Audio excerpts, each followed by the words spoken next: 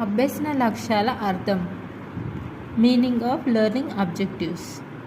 ప్రతి అభ్యాసకుడికి అభ్యసన అనుభవాలను, అవకాశాలను అందించవలసిన బాధ్యత ఉపాధ్యాయులకు అప్పగింపబడింది.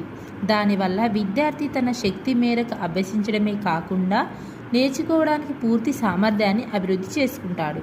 ఒక పాఠ్యాంశాన్ని జ్ఞప్తికి తెచ్చుకోవడంలో అవగాహన, అన్వయించడం, విశ్లేషించడం మొదలైన మార్పులు ఒక విద్యార్థులు ఒక పాఠ్యాంశాన్ని, యూనిట్ని ప్రారంభించక ముందే గుర్తించినట్లయితే ఉపాధ్యాయుడు తన బాధ్యతను నెరవేర్చడానికి సహాయపడుతుంది. ఒక పాఠ్యాంశం యూనిట్లో ఉన్న ఆశించదగిన ప్రమాణాలు జ్ఞాపకం ఉంచుకోవడం, అవగాహన, అన్వయించుకోవడం, విశ్లేషించడం నెరవేరినట్లయితే ఆ లక్ష్యాలను అభ్యసన లక్ష్యాలు అంటారు.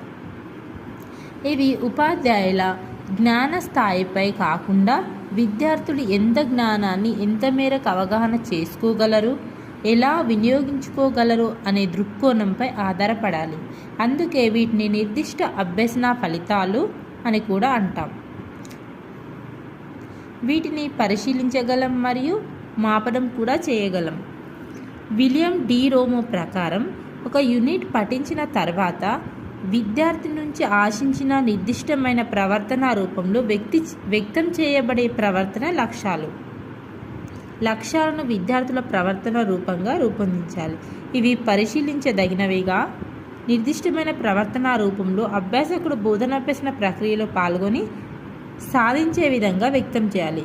విజ్ఞాన శాస్త్రం ద్వారా జ్ఞానం, అవగాహన, జీవశాస్త్ర ప్రక్రియ నైపుణ్యాల పోషణ, శాస్త్రీయ వైఖరి మరియు శాస్త్రీయ స్వభావ అభివృద్ధి, సాక్ష్యాలను గౌరవించడం, విశాల దృక్పథం, పరిశీలనలు నివేదించడంలో యథార్థత, విమర్శనాత్మక ఆలోచన, సంశయవాదం, లక్ష్యాత్మకత, పట్టుదల, ఉత్సుకత, సృజనాత్మక పోషణ, సౌందర్యాత్మక జ్ఞాన పోషణ, పర్యావరణం, సాంకేతిక జ్ఞానం, సమాజం మొదలైన అభ్యసన ఉద్దేశాలను సాధించడానికి జీవశాస్త్ర ఉపాధ్యాయులు నిరంతరం కృషి చేయాలి.